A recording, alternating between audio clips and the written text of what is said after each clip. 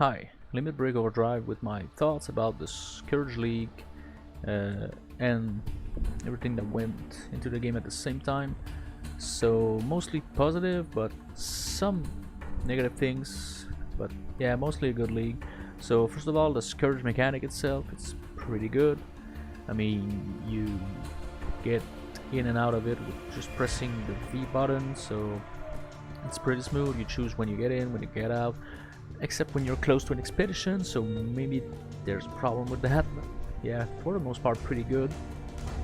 You choose how much difficult you want the content to be with how many stacks you have, so you stop whenever you want, but the more you push, the more rewards you get, so it's a pretty good idea in my opinion. And the Scourge maps are really good. Again, with how many Scourge level you choose to put on the map, you get beneficial effects like breach splinters, simulacrum splinters, incubator, whatnot.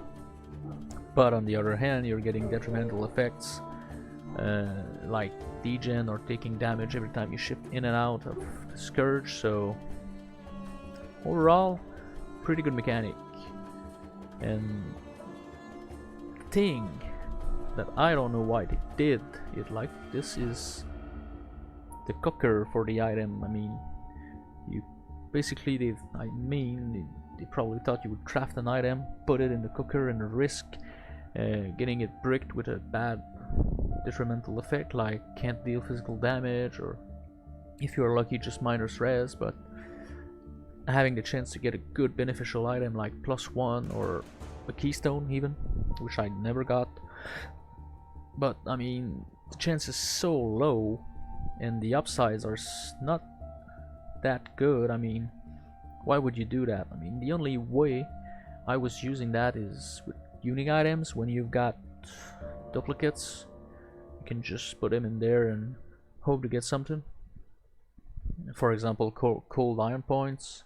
You could cook that and hope to get a +1 cold iron points, which would be nice because this is why you're using cold iron points in the first place. So, but yeah, I mean, the cooker is really bad, so don't like that. And speaking of bad about the league, the bosses, to me, the only reason to fight these, I mean, there were two. First of all, it's new content, I want to do it, and second of all, the challenge. I mean, once the challenge was done, if I stumbled upon a boss and it wasn't too rippy of a map, I would kill it, but I wouldn't run after a boss when I knew there was one in the map, because there's signs like lightning all across the map, or red balls, purple balls, depending on the boss. Now you still have to run without killing mobs to not increase the amount of stacks you have and hope to find it, and the league's on the timer, so yeah, pretty annoying to be fair. And the loot they drop is, I mean, non-existent. They drop like 20 scourged items with bad mods and bad scourged effects, and a couple currency items, tainted currency items, so not really any incentive to kill them once you did it once for the challenge. So overall though, I like the league mechanic more than the bad things make me hate it, but these things could have been improved, but they did so much balancing on other things, so yeah, probably came out as an afterthought. Expedition Wind Core, I mean, it's good. In Lyra Artin with the Atlas passive skills, you, in my opinion, still get Expedition too rarely. It might be my RNG though, but I struggled getting an Expedition. But you get slightly more logbooks than last league once you invest in the Atlas, so that is good. However, I couldn't get a single boss in logbooks.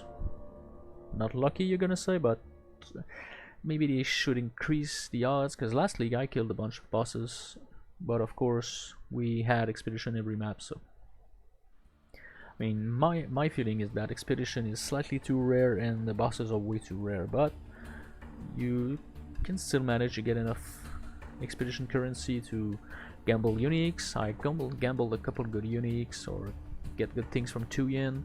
Rog, it's either you get an awesome item or you get shit. So I got a couple good items. I mean, one really good item I used from Rogue, and I think it's a bleed axe.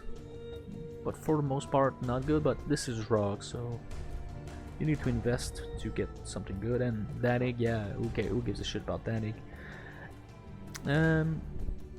Buff defenses, yeah. Now you're using armor, and it feels like you're using armor. You can use determination coupled with that, and you really mitigate physical damage more with that. So good. I didn't try evasion build, so I don't know if evasion feels better or worse since dodge is gone from the game. So I can talk about that, but I'm assuming it's good. With spell suppression too, spell suppression is really good. Almost mandatory if you can afford it as a spellcaster or an evasion build. So this is good, but as a melee player I still feel there are too many one-shots. I mean, I either die with massive degen that kills me in 1 second or one-shots. Other than that, when I can mitigate the damage, it's fine. I have time to react. Of course, if you don't react, you die, but that's the game. You need to be good. So maybe, I mean, improve Fortify, because I did a video about Fortify where I wanted to see if, as a damage over time build, if I was getting enough stacks, and in tier 16 I'm getting enough stacks. However, I barely get any stacks against bosses or harvest monsters. I mean, they have a ton of life with like 146, 200 more life from the garden. So not getting stacks from that is, I mean, it's a lot less defense. So this might be a problem. However, I don't know if big hitters have a problem with that, like slam builds or just strike builds in general with impale. I don't know if they have problem with that. So maybe increase that, or increase the timer of each fortification stacks, or remove it. I don't know, but I still think there's some balance to do with fortifies without giving it to spellcasters with only shield charge, for example. That I understand. Mastery systems, well, good job. It's nice. Not much more to say. The metacrafts being in unique maps, I like that. You have an incentive to complete the maps apart from doing challenges. I mean, you need to do them all at least once to get the metacrafts, and it's way more fun than doing prophecy chains. I'm so glad, by the way, that prophecy is leaving the game. Still, I'm an SSF player, so getting unique maps can be a problem. So maybe, I don't know, increase the odds of Santa selling you a unique map. I'm not talking about synthesized map, but just plain uniques, or increase the odds she gives you one as a mission, because I only got like 2 or 3 as a mission. I didn't spam her mission though, but I didn't. I did her missions. So to me it was harder, but way better than prophecy still. The Maven special invitations though, I mean, I did fights and never saw a special invitation like the Breach Lord, the Twisted, and all these things. Maven witnessed the 4 Breach Lord, 2 Shaper and Elder Guardian. I raided Shaper Guardians, I raided Elder Guardians just to fight them, and I never got any invitation. I did a bunch of maps, always killing the boss. I mean, nothing. I dropped 1 synthesized map that I still haven't run.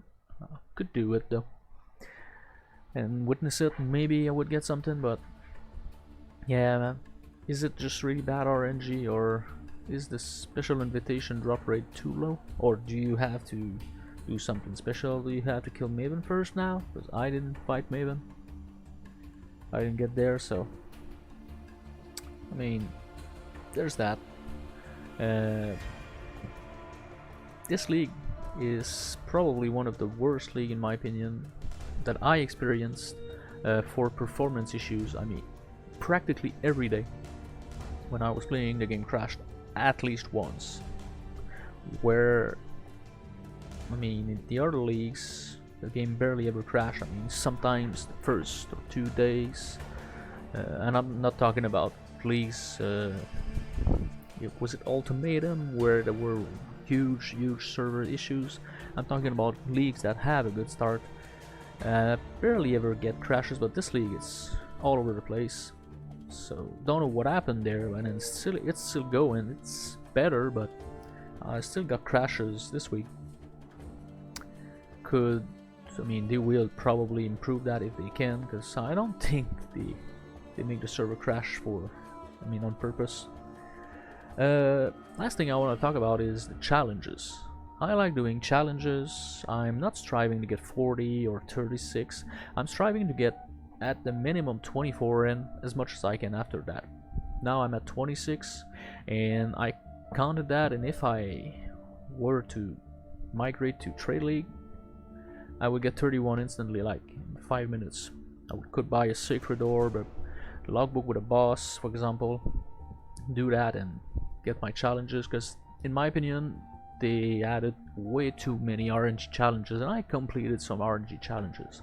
I couldn't get enough unique maps, but I did the corruption one where you need to corrupt the gem to level 21 and 23 quality and things like that. I could not complete the one where you Scourge items with specific mods. I'm at 3 out of 5. I did I don't know how many gloves and armors, no curse on hit, no keystone, no nothing. So things like that. I mean, as challenges, some RNG challenges is fine. I mean, it's the game is based around RNG, like crafting and all, but I mean, there are too many. It's too much. I mean, better challenges are those like beating bosses in a certain way, like the Crusader, the Hunter, the Conquerors, basically. That's good. My dog is barking. I'm losing focus, sorry. And completing content like beating Syndicate hideouts or doing the temple. This is good challenge, like beating the Shaper just to complete one challenge. This is good, because this incentivizes you to interact with content, and all content like delving, doing heist, doing things like that. This is good challenge for those that want to do it. You need to play everything in the game. That's a good way to do it. I would rather them have easy challenges like killing unique bosses during the campaign or things like that, and remove some of the RNG challenges, or add RNG challenges but giving you a way to improve the odds of the RNG. I'm talking out of my ass. I don't know if it's doable, if it's a good idea, but yeah, small gripe about challenges. And adding really uber challenges like doing uber content like Uber Breachstone, Ravage, Blighted Maps, things like that. I think it's a good idea. If you're trying to get 40 challenges, you're probably playing a lot and a good player, so that's a real challenge for you. So this is something good. So wrapping things up, yeah, overall good league, pretty happy with the league. Now I'm gonna play in the events, just because I think this is the best way to say thank you to the company for taking the time and putting efforts in doing events for the community, and even adding prizes, is to play in those events. So if you like and subscribe if you like the video. You could go read the description. There are nice things in there, like my Twitter account if you like what you saw and want to stay up to date with my content.